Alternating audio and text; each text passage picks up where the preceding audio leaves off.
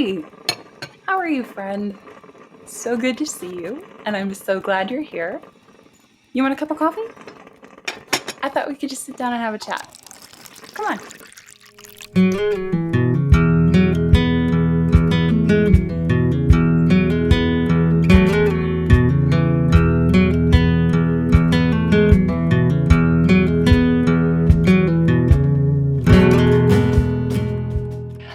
Well, hi, everyone. Welcome to another episode of Coffee Friends Today podcast. I'd love to welcome my friend Paul Pierce onto the show. Hi, Paul.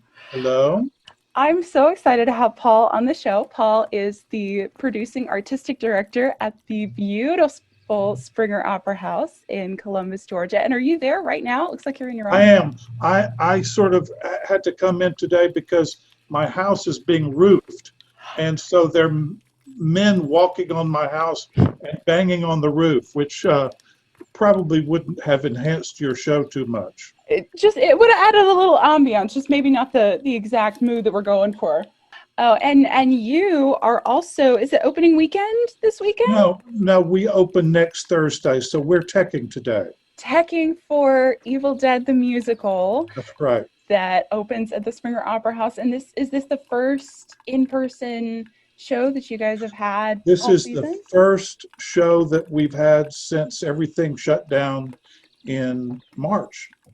So wow. It's strange and exciting at the same time. Yeah, and you guys are doing it out in the parking lot, is that correct? We are. We've built an amphitheater out there, and it's our way of sort of starting back into doing production, but also doing it in a safe way and sending a message to our audience that we are working to keep them safe. Springer has always done such a great job of engaging with the community and showing their support for whatever's going on, and I'm so happy to be a part of that family.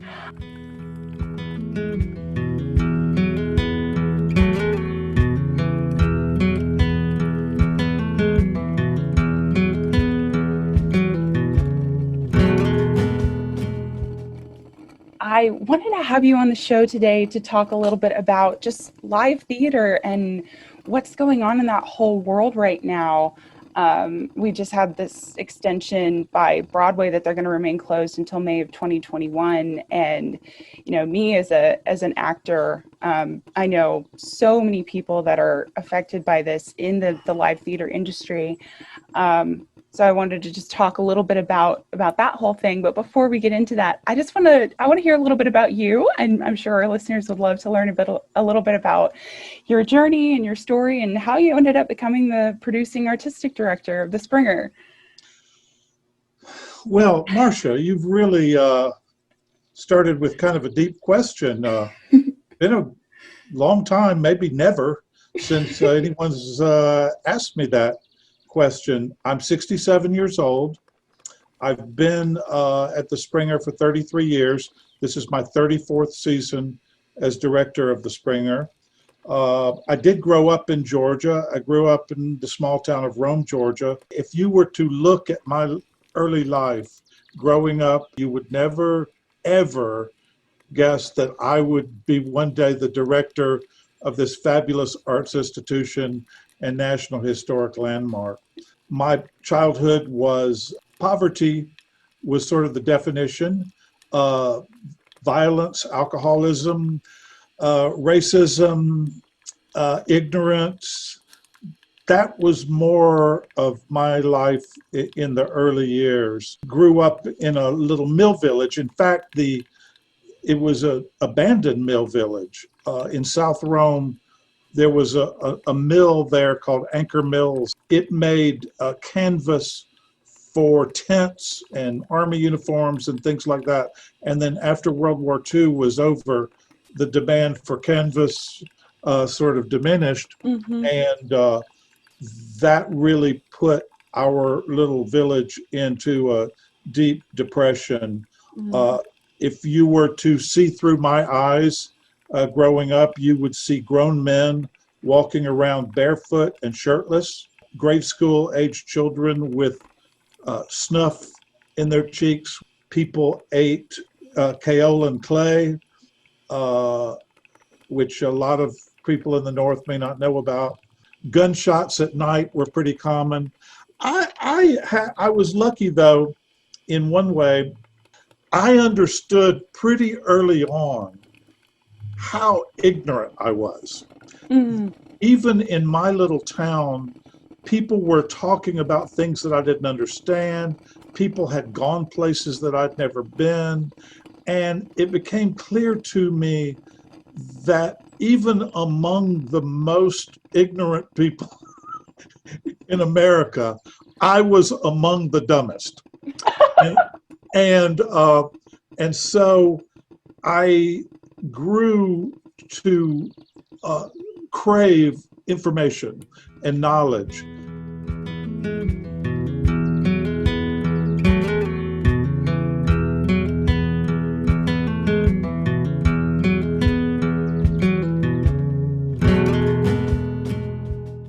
And so I don't know if you know anything about the Gallup Leadership Quality Finder, but there's this survey you could take. In fact, you would probably get a lot out of it. You take a survey and you find out what are some names mm, of qualities that you have.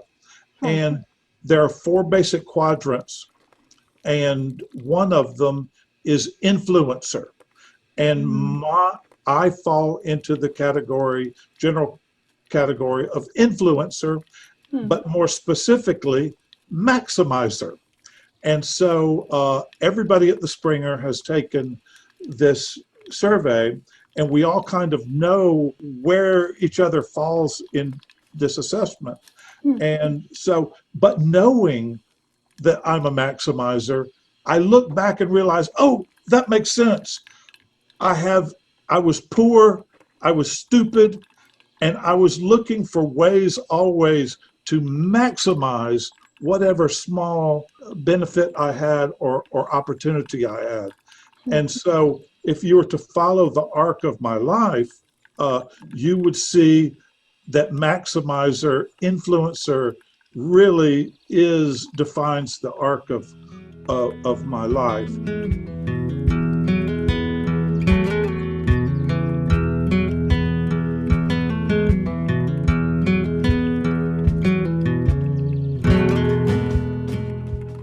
Mhm. And I'll just tell you this, luck.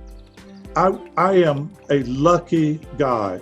Mhm. I I met people that really influenced me a lot, and of course I maximized their influence um, as well. But I also worked very hard. I started working when I was 9. It was an early experience for me to understand that even though I was pretty stupid, pretty ignorant, that I could turn my labor Mm, into value. So since I didn't have anything else, I spent a lot of my life energy early on working and turning my labor into money, which gave me opportunities.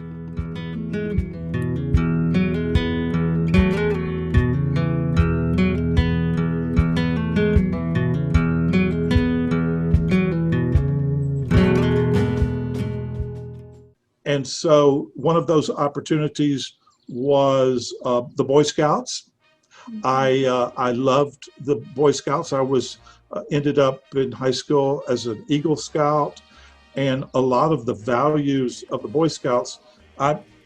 When in doubt these days about what should I do, mm, I will mentally go through the Scout law. A scout is trustworthy, loyal, helpful, friendly, courteous, kind, obedient, cheerful, thrifty, brave, clean, and reverent.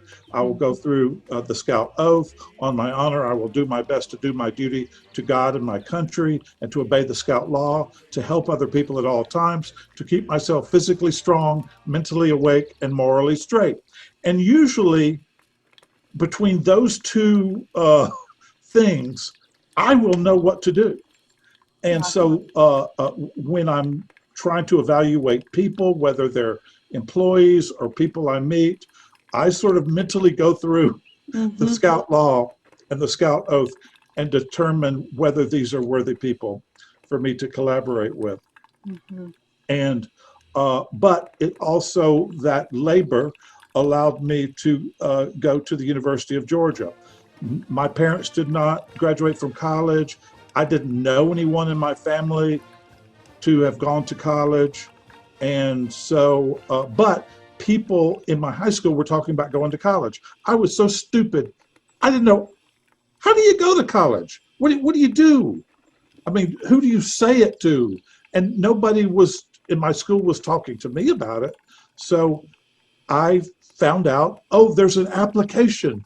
You you fill out an application and you send it in, and somebody else decides whether you go to college or not. Oh, Mhm. it costs money. How much? You know, who do you pay? I did not declare a major right away because I didn't know what majors there were to choose from. But two things I knew about the University of Georgia that attracted me right away. One was beer, and the other was girls. And so, if there were beer and girls, I was going to pay attention. Well, there was a girl in a math class who was talking to me one day, and she said, I have a friend who's in a play.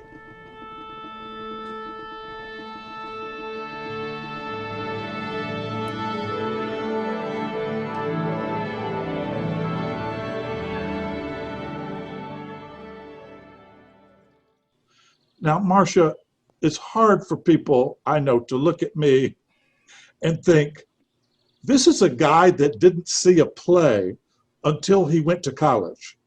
But that is the truth.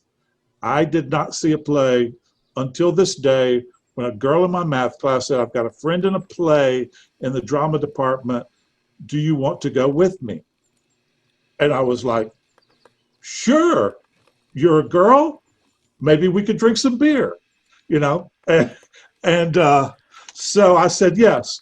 And I went to see a children's theater production. And Oh. I've got to tell you, it blew my mind. I looked at this play, and they had on costumes and everybody knew their lines, and there was no confusion and lights and sound, and it was funny, and people created characters and voices and everything like that. And it was that moment. You probably had a moment like this too, where I looked at something and I said, I could do that.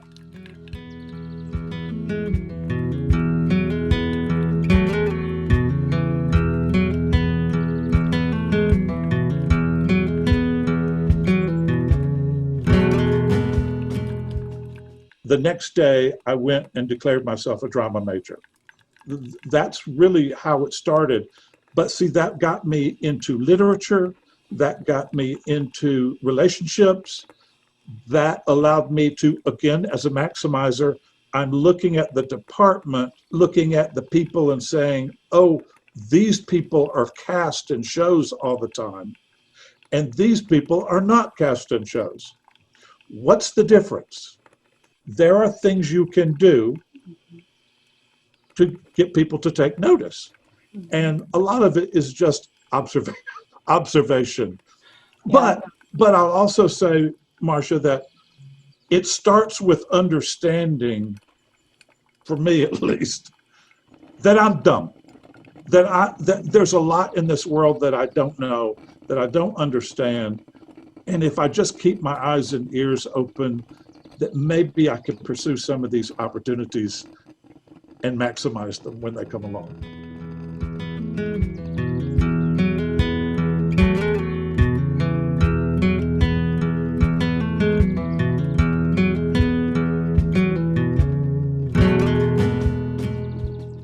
By the time I got to be a senior at Georgia, I went to the Southeastern Theater Conference, spring auditions, and first time I was scared to death because there were so many people, and they were so hip, and they were talking, and they were smoking cigarettes, and they were being, clever and everything. Yes.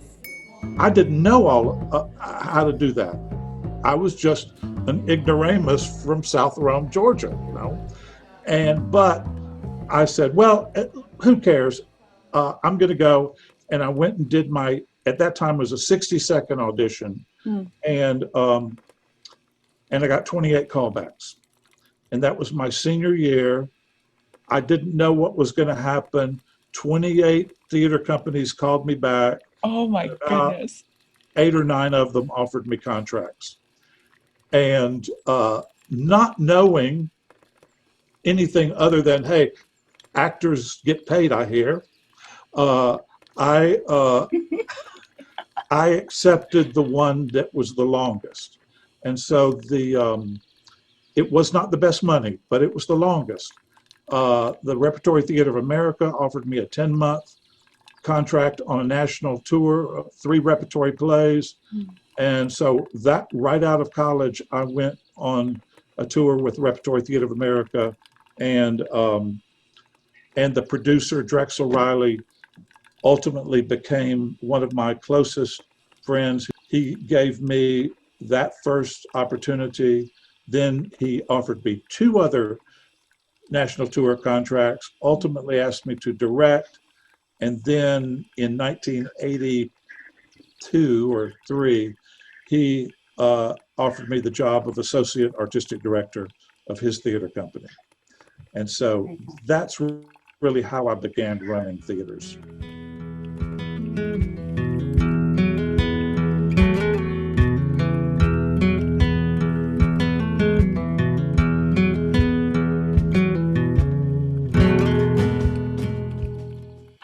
It's so funny, Paul, as I've gone through all of these different conversations through this podcast and through the years, how a lot of the same themes start coming up, and there's always the before and where you came from, and there's always that moment that you were talking about where you look at something and you go, that's what I want.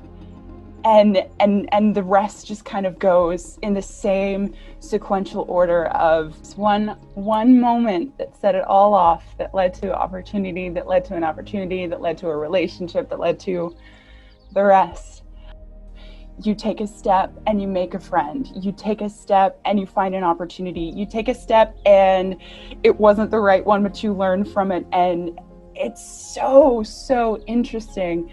And I love, it's really funny, as you were talking about your experience with getting into college, it reminds me a lot of my dad, because he came from a very similar situation where no one in his family had ever gone to college.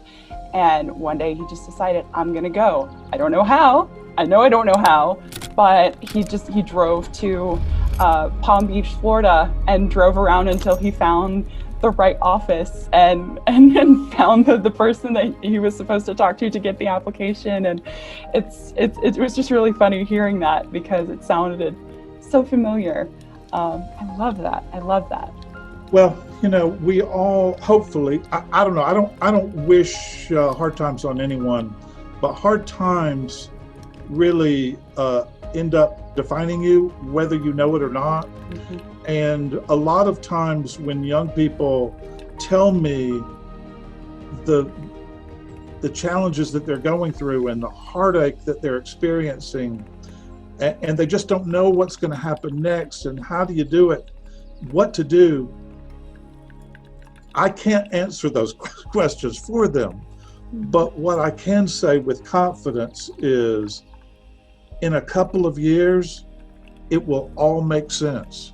Mm-hmm. In a couple of years, you'll look back at this moment and understand you would not have accomplished what you've accomplished if you hadn't gone through that. Mm-hmm. And right now, it doesn't make sense. It's baffling, it's frustrating, perhaps, but in a very short period of time, you'll look back and say, I understand why I had to do that.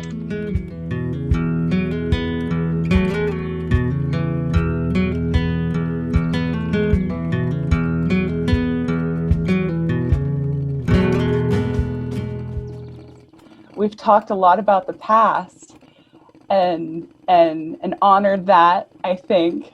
And now we have to acknowledge the present, which is wow, this has been a strange year. And it has affected so many lives, all of us in different ways.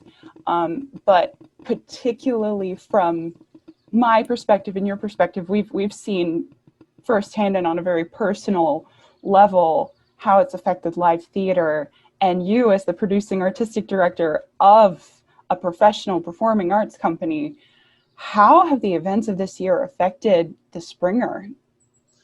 Well, it's affected us a lot, and we're still being affected by it, just like everyone else. We last spring we had a production of Singing in the Rain on stage, and it was a fabulous show, but it was also one of the most lucrative productions we've had on our stage in a long time. And then we had to close it Yeah. and make a lot of exchanges and refunds. And anyway, we were doing nothing but hemorrhaging money, and nobody knew how long this pandemic thing was going to last. In fact, nobody now knows. We had to start making plans for how and when we might be able to get shows back on our stages again. So it was very frustrating at first because nobody had any answers.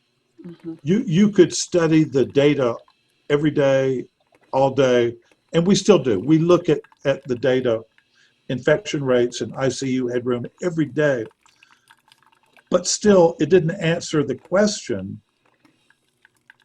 what's going to happen and when's it going to happen? And so once we sort of took that on board, we just said, you know what? We can't prepare for what we don't know. Here's what we're going to do. We're going to prepare for everything. We're going to get ready to open in a month, to open in 3 months, to open in 6 months. And we're going to create a budget that allows us to select and deselect shows. To say, if we can get shows on in fall, yes. And so we created this very flexible budget. Matthew Swindell was fabulous at helping us put that together. Then we created a mitigation plan. Once we're able to allow people to come into the building, how are we going to protect them? We've invested in a UV, an ultraviolet light system that's installed in air handlers. When our air handlers are on, it blasts the air with UV light and kills any virus or bacteria that comes through the system. We've invested in what's called MERV 11 filters. By the way, I didn't know anything about this stuff 8 months ago.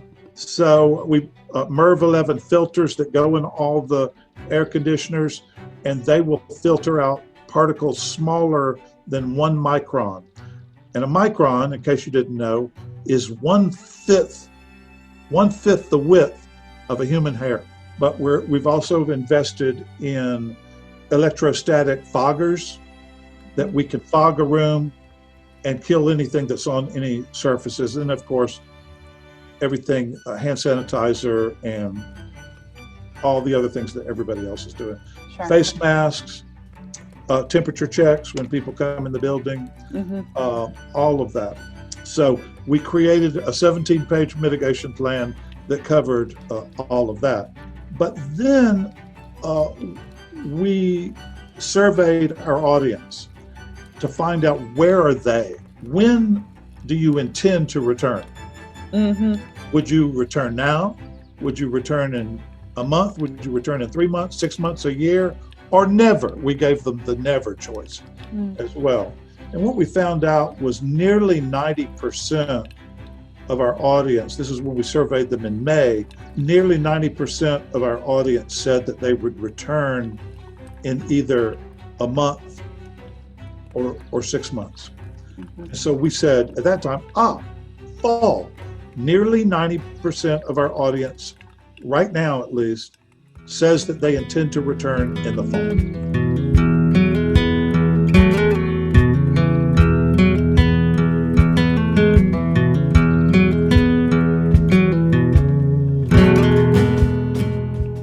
So that allowed us to kind of take their temperature on how they were feeling Mm-hmm. about returning.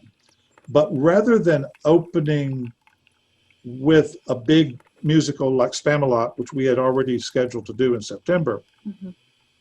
we pushed all the big shows into 2021 and scheduled 3 small shows in the fall, 2 of which will be done outdoors, because we felt that we didn't want to insist that our audiences come indoors immediately. Mm-hmm. So we wanted to give them the chance of having a safe theater experience outdoors before we invited them to come indoors in December for Winter Wonderettes.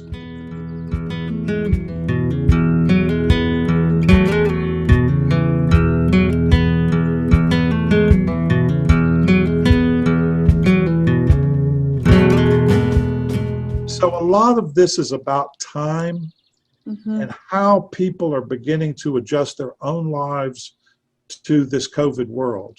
Mm-hmm. And so there are a lot of unknowns, but that's why I say simply because you can't know Mm-hmm. does not mean that you can't plan for the unknown. And Yeah. so that's what we've tried to do.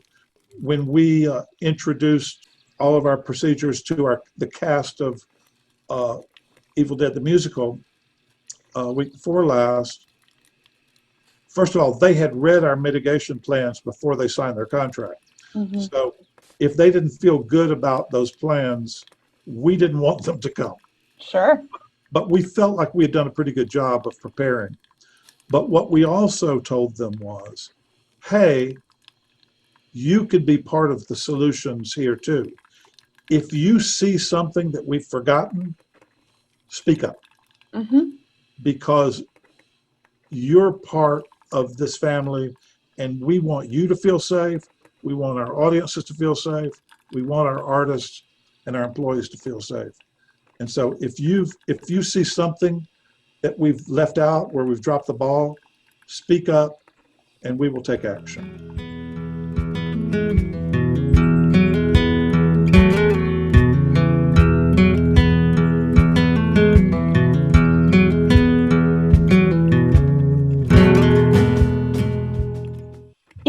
In responding to some of the other things that have been happening this year, the whole Black Lives Matter movement, and there's been a lot of talking in the whole actors' equity realm about making some big changes in how theater is done and how we're including people in our casting process and all that kind of stuff. What steps has the Springer been taking in response to all of that?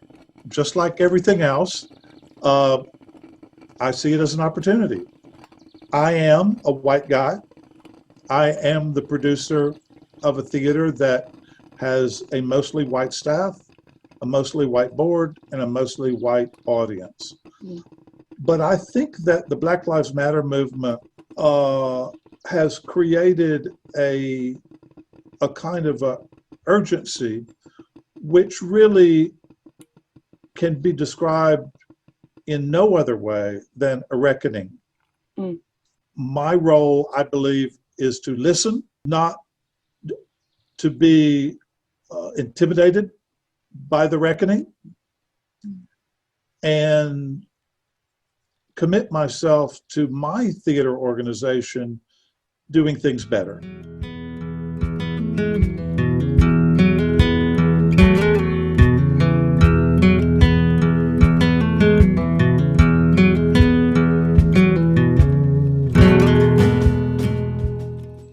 Like most theaters, we created a statement of solidarity with the Black Lives Matter movement. We put it on our website, we put it on our marquee, and then we created a diversity and inclusion council, which includes board members, but also lots of people that are not on our board. Mm-hmm. And oftentimes, in many instances, they don't even live here. But they're people who have been influenced by our organization or been part of our organization in the past. We created a mission statement and we created some action items, and we're looking at the board of directors. We have been urging the board to think more about diversity. You know, the board of directors is a kind of a complex thing. The Springer's got the best board of directors, at least in this city. They're very engaged, they're very supportive. Whatever the Springer is facing, they want to face too. So they have open hearts, they have pure hearts. And so they realized that our board could be better, more diverse. And we had 3 open positions on our board, and at the last board meeting, they filled all 3 of those slots with BIPOC members. Then they created a new nominating committee, which was devoted to, number 1, diversifying the voices on our board, but also making it part of the fabric of our organization rather than an afterthought.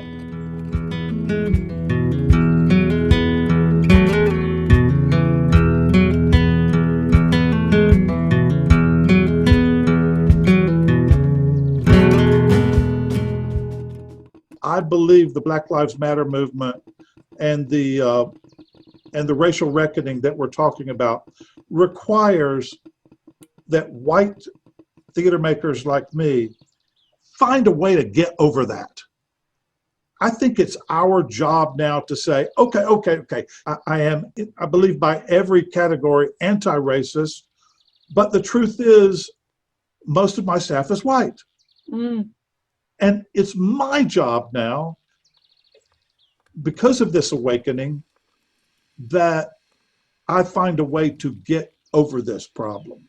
So one of the things that I've done is I've made contacts at 4 different historically Black colleges and universities, theater departments. And I've just said to the chairs, I want a long-term relationship where I work to help your graduates get jobs. And if some of those jobs are at my theater, great. But if I can help them get jobs at any theater, film, or television production company, I want to do that too. Cool. But the main thing is to create a relationship.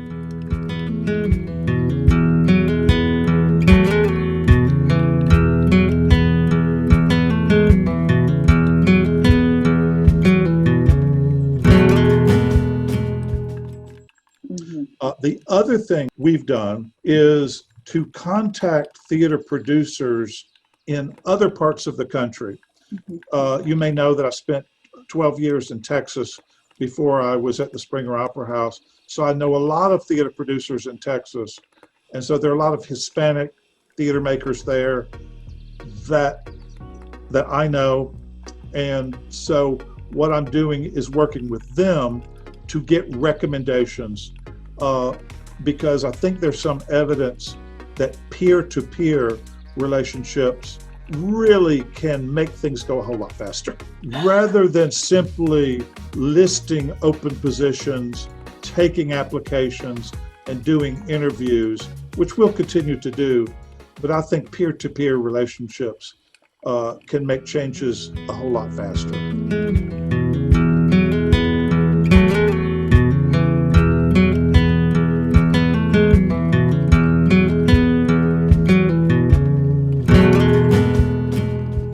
Hey, I have to say though, this is a nice little surprise. I didn't expect it, but I tell everybody the statement that we've got on our website may have seemed kind of pro forma, you know, everybody's doing it, so we got to do it. Here's the thing, there is this magnificent project out there. A lot of theater makers know about it. It's called We See You White American Theater.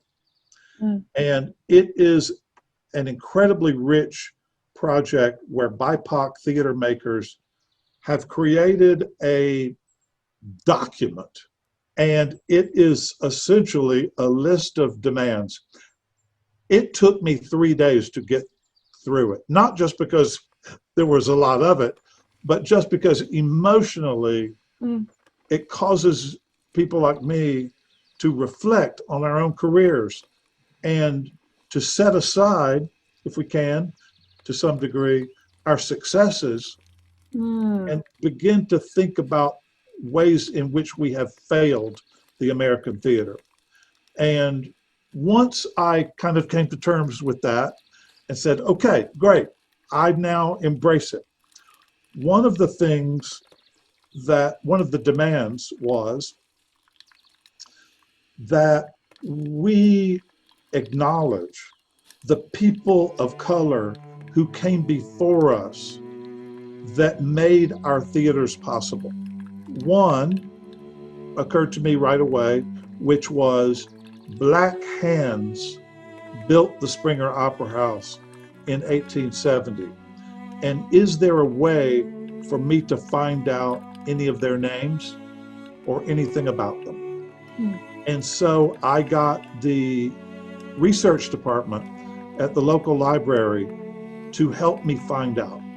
So they have gone into newspaper stories of that era. Those were people Yeah. who had their hands on this building, and I am going to look for ways to acknowledge and honor that.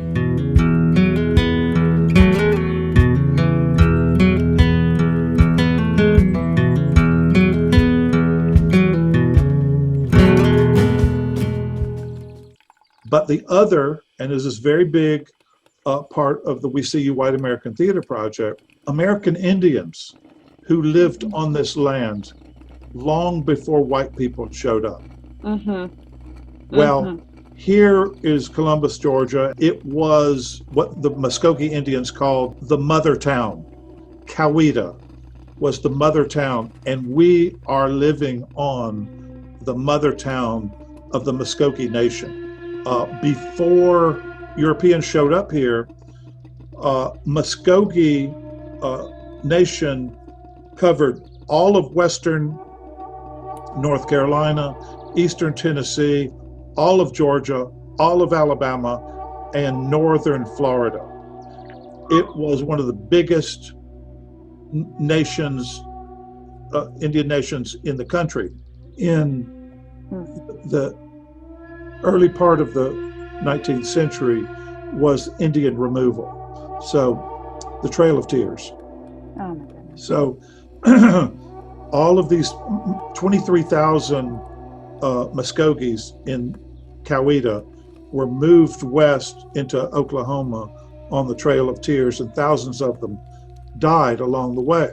Our statement on our website, Marcia, attracted the attention of a playwright in Brooklyn who is part of the We See You White American Theater Project. Yeah. His name is Ari Knox, and Ari contacted us and asked, do we know that our theater is sitting in the site of the mother town, Coweta, and were we familiar with the We See You White American Theater Project?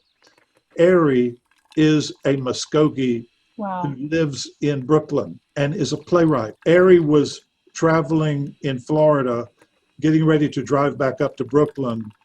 And so they came through here, visited with us. I got Billy Wynn, the local Muskogee historian, to join us. We visited.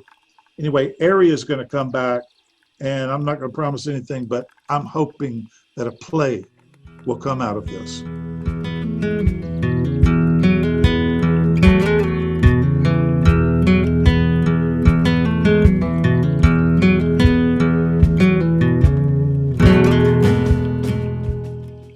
One of the demands of We See You White American Theater is that in every opening rehearsal of every show, that white theater makers like me share with the cast and crew the people of color who came before us that made our theater possible.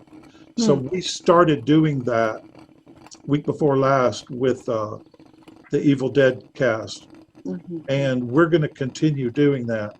But for other producers like me, white theater producers like me, I would say your statement on your website, you may not be thinking much about that right now, but when you put that out in the world, there's no telling what will come back to you.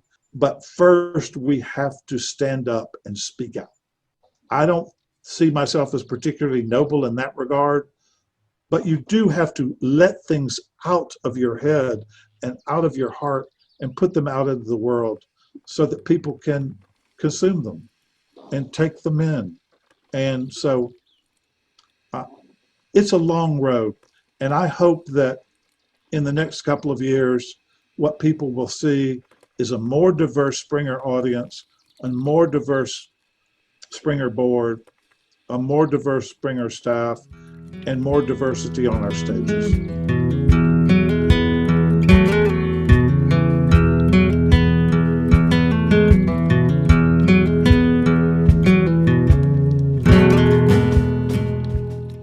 Human beings have been doing this thing for as long as they've been human beings. It's what defines us. It's not just a job that we're doing, hopefully for pay, hopefully something that provides us with shelter and food, but it's also, it defines humanity. It defines civilization. Mm-hmm. If you can imagine prehistoric humans sitting around a campfire in a cave, perhaps. They're talking. What are they talking about? They're talking about what happened today outside this cave. They're talking about what happened on the hunt. They're talking about someone that they encountered from another tribe who came over the hill and what happened. And these are stories that really make that tribe who they are. It got us through the day, that there was a hunt and we killed the wild boar or whatever it was, and we brought it in and we ate it tonight. But in the process, a member of our family got hurt or maybe killed. And then we woke up the next day and life went on. We thought yesterday that this could be the end. But today, the sun came up again. You heard your children laughing. And these stories reminded you that there's something eternal about this thing called life. And that there are people that get hurt, there are people that die, people that go away, but the sun continues to come up. And what continues? The stories about those people. And then those people pass away. They are maybe after 2 or 3 generations forgotten, but their stories are still in our lives. This is what theater is. We carry the stories forward. And when someone comes to a play, yes, they want to be entertained. That's what gets them in the seat. But what we have to remember is that there is a hole in people's lives, every last one of them that are sitting out there. There's a hole in their lives. And when they're watching the play, they're scanning the horizon for meaning. And they want that meaning to go into the hole. They want to leave with that hole filled up just a little bit more.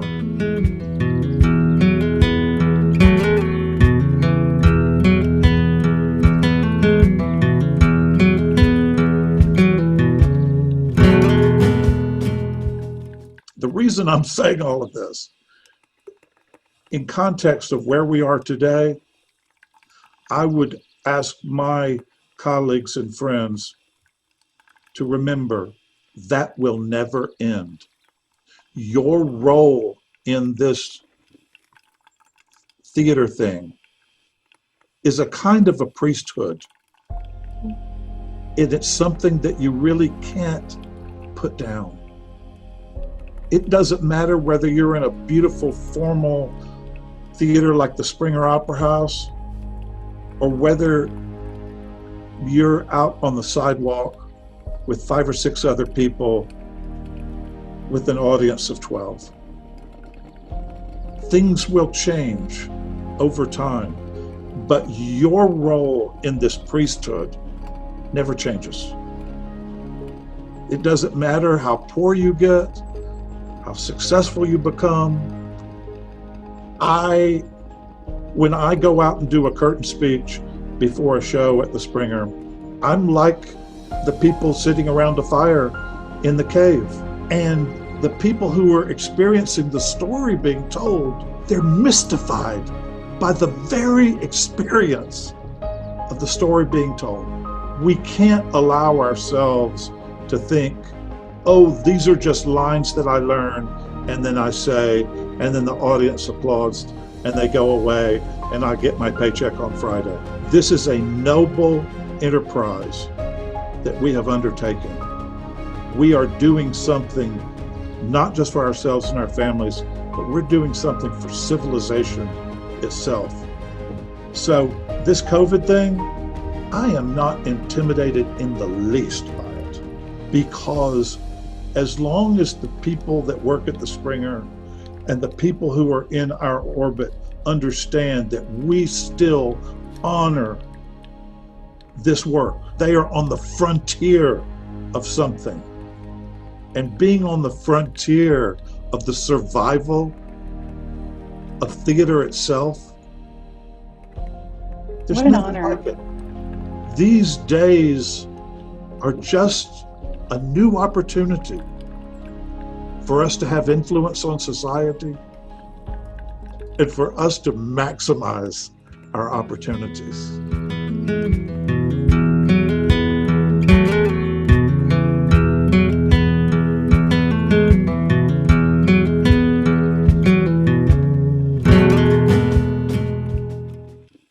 Marcia, you're actually, it doesn't feel like it right now, but you're actually very lucky to be living through these times, because they won't last forever, for one thing, but you will have a different life perspective on these times that I believe will be a source of energy and inspiration in the future.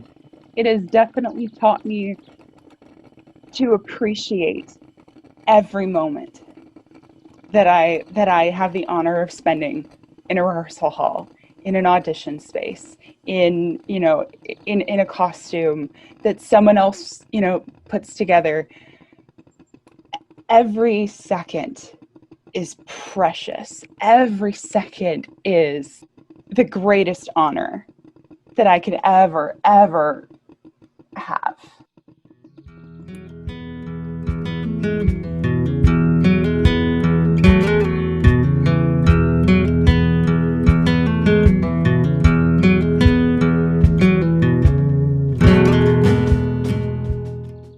Is there anyone that you would like to acknowledge? I have to acknowledge Drexel H. Riley.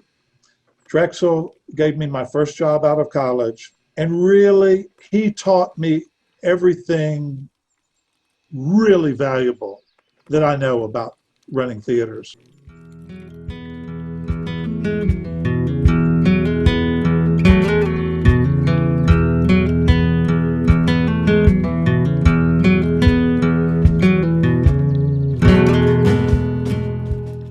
The challenge I would have for the audience is to be a resource of goodness and decency and service to humanity. Our time is limited on this earth, and it's easy for us to fall into the fears and anxieties of the moment. But we're theater people.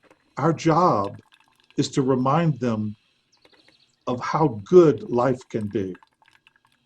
That's our job. It doesn't mean that you don't sometimes get depressed, but people are looking to you. Whether you know it or not, they're looking to you to make them feel better about their lives. We can be better people we can do better, and we can challenge each other to love one another more, to care for one another, and to nurture one another. Our time is short. Let's do good.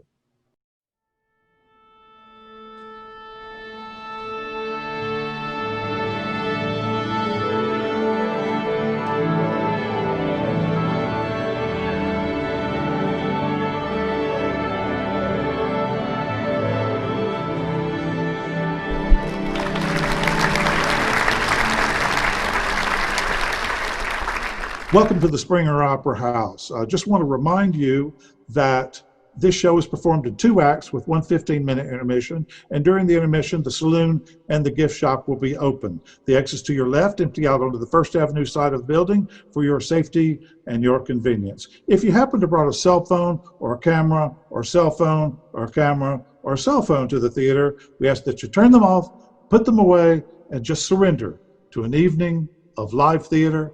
It's why Francis Joseph Springer built this place 150 years ago, and they did just fine without cell phones back then.